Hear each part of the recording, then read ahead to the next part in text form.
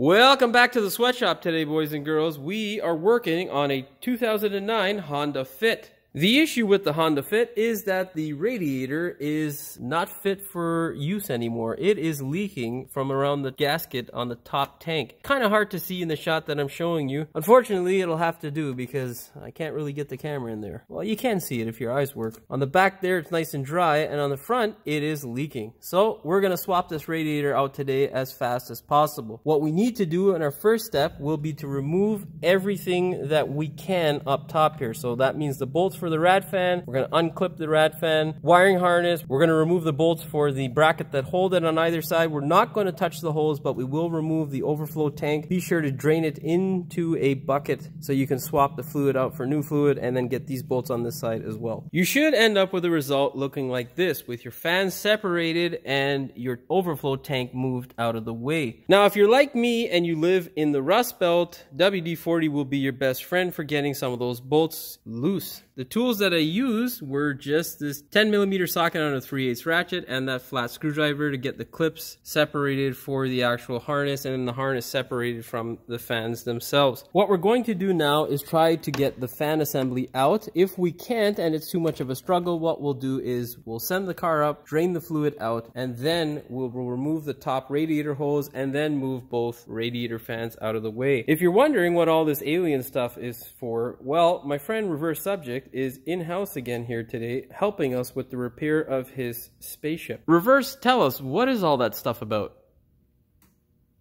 Communication to the Pleiades galaxy. Communication?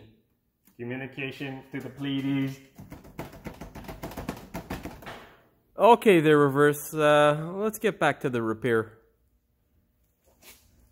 With your car up in the air, what you're going to see is the connector for a temperature sensor on your right-hand side, then your main radiator hose, the lower one of course. Then you're going to see your two transmission lines on this side here and on this side here. There, my friends, is where you're going to drain the coolant from. What you need to do is two things. Replace these clamps all on the bottom here. Don't reuse the old ones, especially if you're from the Rust Belt like I am, because they don't usually hold up against the rust. They don't usually hold up and usually fail shortly thereafter. So get some nice stainless steel worm clamps and replace them. The best thing now to do before you go ahead and disconnect all of this stuff is check out your replacement radiator to make sure that it is the correct replacement. Also, before you go ahead and install it in the car, make sure this is tight, that is tight, and your other fitting is tight. Then, be sure that you have an opening for your temperature sensor. Don't forget to put a little bit of silicone on the sensor when you put it in, that way it doesn't leak. And make sure you seal it up properly with a new O-ring or whatever is required for your particular application. Now go ahead, twist this counterclockwise, opening it up so that it can drain.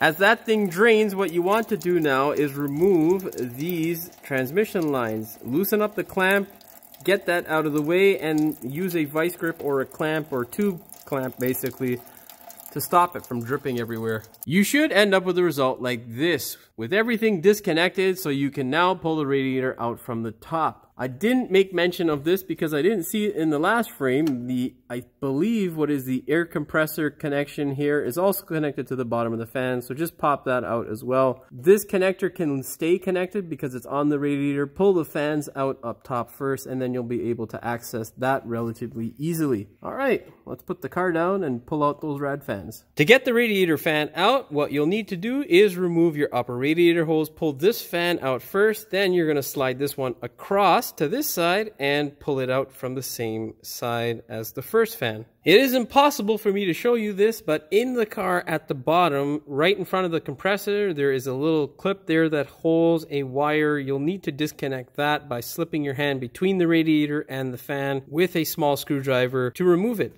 If you try to yank on it, you will obviously damage the wire, so don't. That guy down there is the wire that I'm talking about. It is for the compressor. Now, with all that stuff disconnected, boys and girls, we can go ahead and pull this radiator out of the car. Just before you go ahead and put your radiator in, don't forget to transfer the sensor. Also, put some silicone on the actual O-ring when you put it in, and definitely replace the O-ring. Second thing I like to do if you live in the Rust Belt is to spray down those new captive nuts with white lithium grease. Also, don't forget to tap and anti-seize the hardware that you're going to reuse to put this thing back into the car, and do not over tighten this thing. With your radiator back in, what I like to do before you put the radiator fans in are attach all the hoses that you took off from the bottom side of the radiator from on top. Just makes it easier so you don't have to crawl under again. Once you get your sensor plugged in and your hoses back on the radiator, you can now go ahead and put your rad fans back in. Now we've got everything all buttoned up. The things you're going to need to make sure you don't forget is to connect your radiator fans electrically and to the radiator physically with the bolts that hold them there, of course. Don't forget to tighten them. Make sure that you use the bolts that came out of the hole, because some of them are longer in length. So if you mix up the bolts, you can puncture a hole in your brand new radiator, which would really suck. Another tip is to go ahead and fill your overflow bottle up before you put it in the car. The reason being is because it is a pain to see where the level is of the actual fluid, but it's really easy when it's out of the car. Second thing is to make sure that you get a funnel that sits in the neck of the radiator nice and easily, that you don't have to support. What you can do now is fill this guy up with a 50-50 mix of coolant and water. In terms of coolant, generally I recommend getting the blue coolant, but of course Subject and his people are green, so we're going to be using the green coolant on this, but he has opted for the distilled water. Distilled water is definitely better for your radiator and your cooling system, but it's not absolutely necessary. If you're in a jam, you can use tap water. Just don't use like river water or something with all kinds of minerals and stuff, because then you'll really regret it later on. But if you're in an extreme jam, why not? Whatever.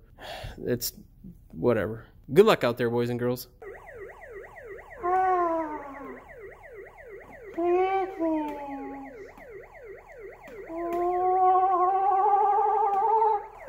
Well, boys and girls, so far we have put in coolant and water. Subject unfortunately thought that was his people's blood that we were pouring into the radiator, so I had to calm him down. I've got him now to a point where he can help me again. What's left for us to do is to bleed the vehicle by turning it on. Make sure you turn the climate control dial to the hot side so that it flows water through the heater core, and bleed this thing. Okay, Subject, fire the car up. Now all we've got to do is hook up our scanner, monitor the actual engine coolant temperature, and let it run. Just keep waiting for it to heat up. You want to see some bubbles come out of there. When there is no bubbles coming out of there, most of the air is out of the system, which is a good sign. To make sure that it's not overheating, use a scan tool to see what the actual engine temperature is.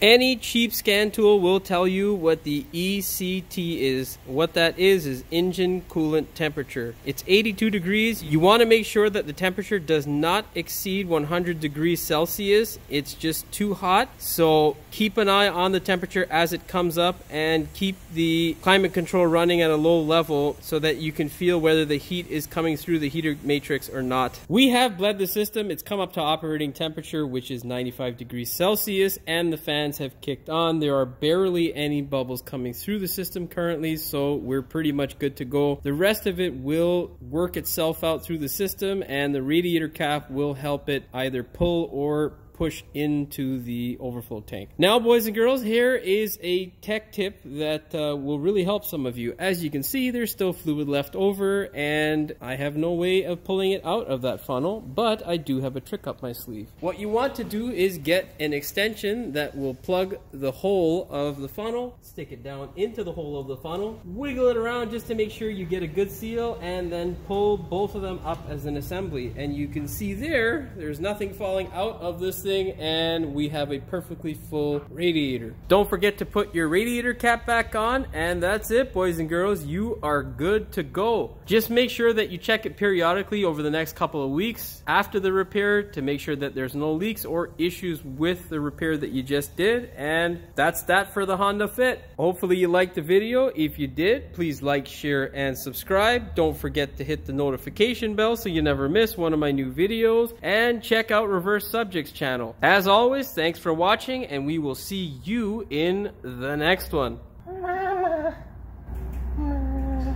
We're gonna unclip. Fuck. The overflow tank is not. You don't necessarily have to keep your overflow tank over there, but it's a nice place to. Why the fuck am I? What we're going to do now is try to move this side of the radiator fan. Okay. Okay there, Reverse. Let's get back to the sweatshop work now. To get the radiator fans out, what we're going to do is... We've already done it. This guy down... Oh, fuck you. Once you get your wiring back together and all your hoses with new clamps, go ahead and put this thing back together. Oh, God. We are going to be using green radiator... Oh, fuck. Boys and girls, subject thought that... What's left for us to do is to bleed the vehicle by turning it on, turning the climate control to the heat side of... Oh, fuck. Do not want it by any means necessary. Oh, fuck. We have heated up the vehicle. It has gotten all the way up to 95 degrees Celsius, which is operating temperature for this thing. How you'll know that it is hot is... Fuck, come on. We have bled the system. We know that we've bled it because there's barely any... Of course the bubbles fucking just come through right as I say that. Just make sure that you measure the level. Measure the level.